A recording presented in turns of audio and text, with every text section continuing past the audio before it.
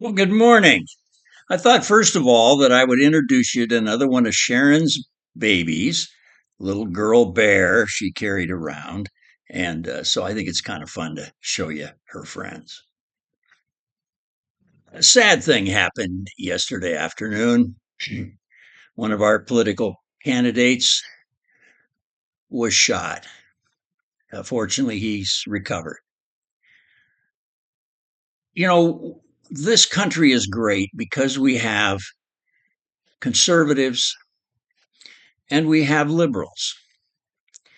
And between the two, we find compromise, which I believe makes this country great.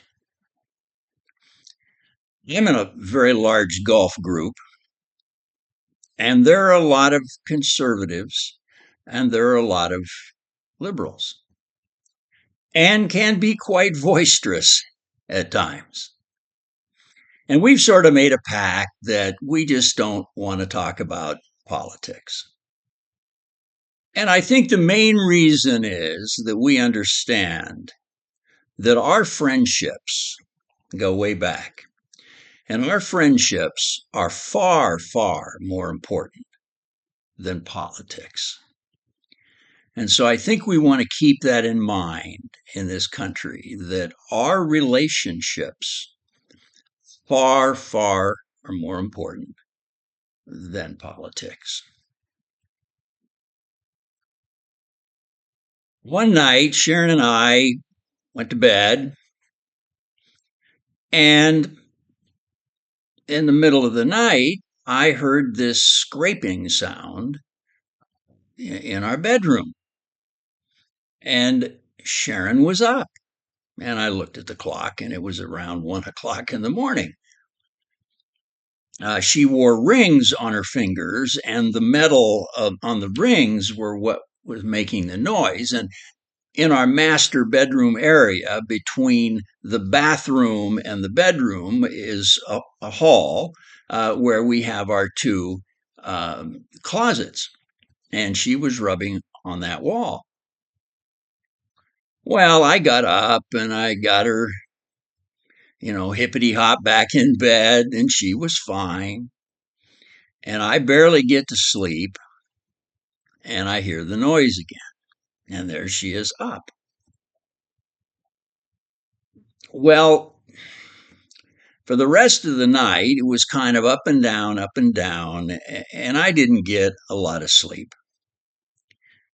So the next day, I took all of her rings off. I thought maybe that would help, and I thought maybe that was just kind of a fluke. And so we went to bed, and sure enough, middle of the night, she's up, wandering around, making noise, and keeping me up. Well, my first thought was, well, gee, maybe I should just go and try to sleep in one of the spare bedrooms. But I didn't like that idea because then I was losing track of her. And what if she ventured outside or some problem? So I really couldn't do that. And yet I needed to get some rest because she was up now. It had been 3, 4 days, and she was up every night.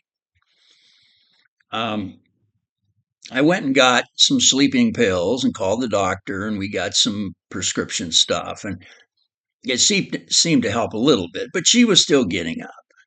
She was still getting up. And then it became a situation where she decided that she was going to make the bed with me in it. I mean, she's moving the pillow. I mean, and I just couldn't sleep at all. I did find out though that if I left her alone wandering around for maybe a couple of hours, I could put her back to bed and she would actually stay there for a while. But it still was becoming a major problem. And my health and was very important because if I wasn't rested, it was very difficult for me to care for her. I had pre-registered at nursing home, As I told you earlier, I pre registered for everything. So I was all set.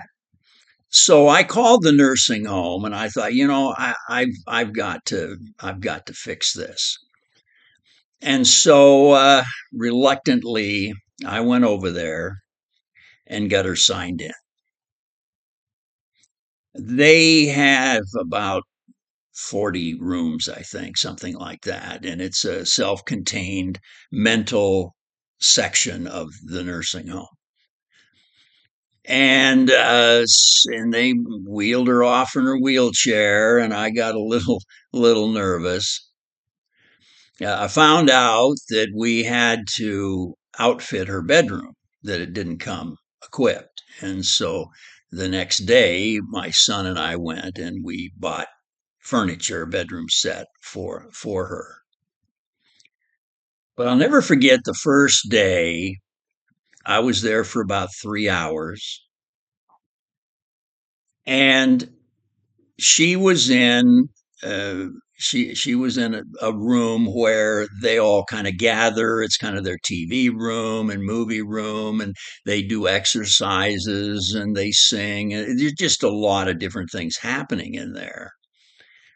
And there she was sitting in this room, and seated next to her was her good friend that she golfed with a lot, our next door neighbor. And they didn't recognize each other. They didn't know who was who. And there was another lady in there too from our neighborhood that she golfed with, and nobody know they didn't know each other.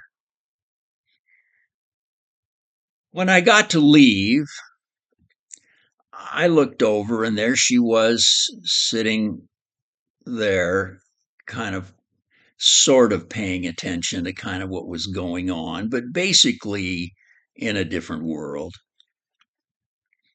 I was going to go over there and say goodbye, but I thought, I don't want to disturb her. I mean, I don't want to leave her feeling bad or crying or whatever the case may be. So I didn't do that. And it was really hard. The hardest thing that I've ever done in my life was to walk away looking back at my wife sitting in this room, and I'm going home without her.